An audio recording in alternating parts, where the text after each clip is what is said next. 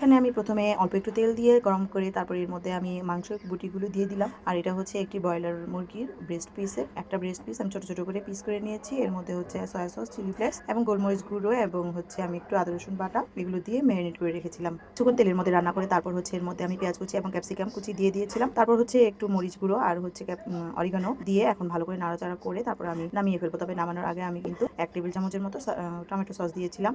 এখন হচ্ছে দ্বিতীয় স্টেপে চলে যাই। এখানে আমি ময়ান করে রেখেছিলাম ময়দা। আর এই ময়দা ময়ান করার কয়েকটা ভিডিও আপনাদের দেওয়া হয়েছে। আমি পিজার জন্য যেভাবে ময়ান করে থাকি সেইগুলো আর কি দিয়ে আমি ময়ান করে নিয়েছিলাম। তারপর রেস্টে রাখার পর তারপরে হচ্ছে আমি এই যে এইভাবে কিছুটা অল্প অল্প করে আর কি নিয়ে নিয়েছি, ভাগ করে নিয়েছি 6 ভাগে।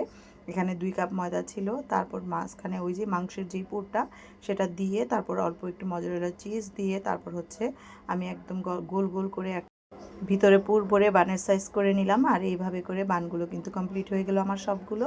এখন হচ্ছে এগুলো কোটিংয়ের পালা। আর কোটিংয়ের জন্য আমি এখানে ব্রেড ক্রাম্ব নিয়েছি, এটা আমার হাতে করা।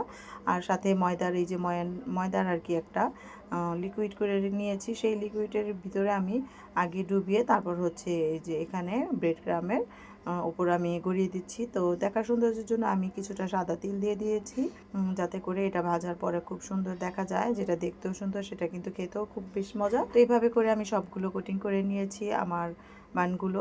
এখন একটি কড়াইতে তেল গরম করে তারপরে এই বানগুলো দিয়ে দিব। তারপরে এটা হচ্ছে একদম লো বা একদম হাই ফ্লেমে হবে না, মিডিয়াম ফ্লেমে কিন্তু বানগুলো মানে ধীরে সুস্থে ভাজতে হবে। তো এই যে কত সুন্দর বানগুলো ফুলে ডাবল হয়ে গিয়েছে। তো কেমন হয়েছে দেখতে সবাই কিন্তু আমাকে কমেন্টের মাধ্যমে জানাবেন। আর আজকে এই ভিডিওটা যদি একটু উপকৃত হয়ে থাকে অবশ্যই লাইক কমেন্ট শেয়ার করে দিবেন। আজকের মতো ভিডিওটা এখানে শেষ করছি। আল্লাহ হাফেজ।